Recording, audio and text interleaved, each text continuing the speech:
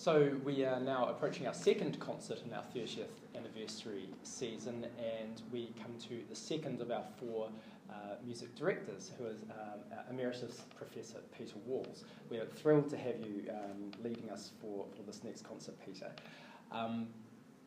Looking back at the performance archives when you started with the choir in 1992, it struck me that where Simon Ravens had started with obviously the English Renaissance, the Tudor period as its base, you really broadened the focus to include Mozart, classical music and Baroque music, of which you're so well versed. So do you want to just tell us a little bit about that? Yeah, sure, Mike. Well, actually, first of all, I just want to say thank you very much for inviting me to come back and work with Tudor Consort again.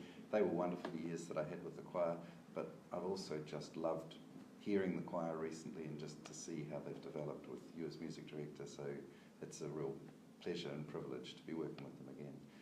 Yeah, I suppose I did perhaps shift the repertoire a little bit. I mean, Simon was so at home with Renaissance repertoire.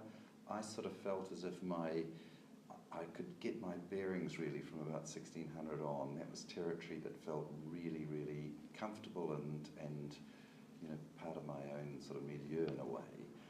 Having said that, I did also enjoy the opportunity that my time with Tudor Consort gave me to explore particularly that wonderful late 16th century repertoire, Bird and Tallis and of course Peter Phillips, the recorded. Of course. Yeah. Yes.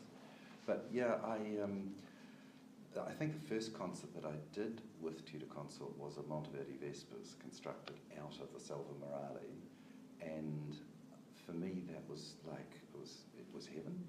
Just having the opportunity to do that, and with such a fantastic group.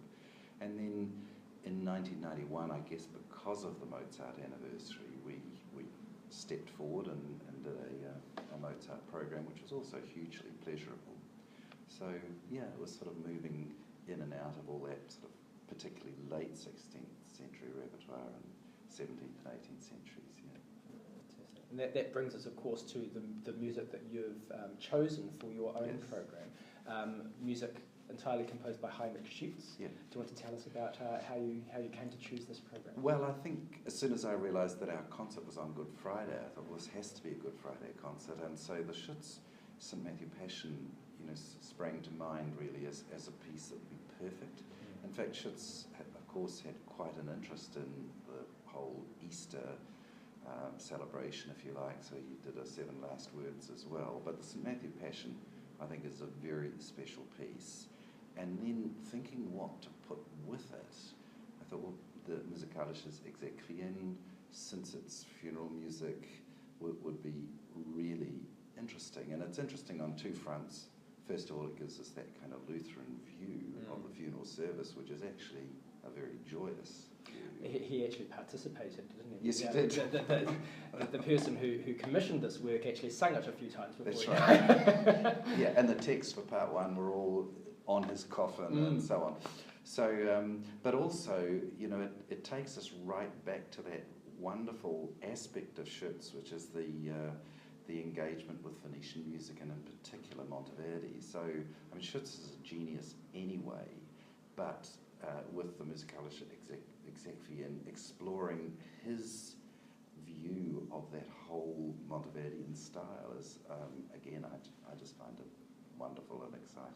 It's a beautiful piece, and I think you made the point that anyone who enjoyed and who wouldn't have enjoyed the Monteverdi Vespers performed by Concerto Italiano the other day will love that piece. Absolutely, as well. Yeah. Thank you, Peter. It's wonderful to have you with us again. So next Tudor Consort concert, of course, Good Friday here at Wellington Cathedral of St Paul, 7:30 p.m. with a pre-concert talk by Peter at 7 p.m. We hope to see you there.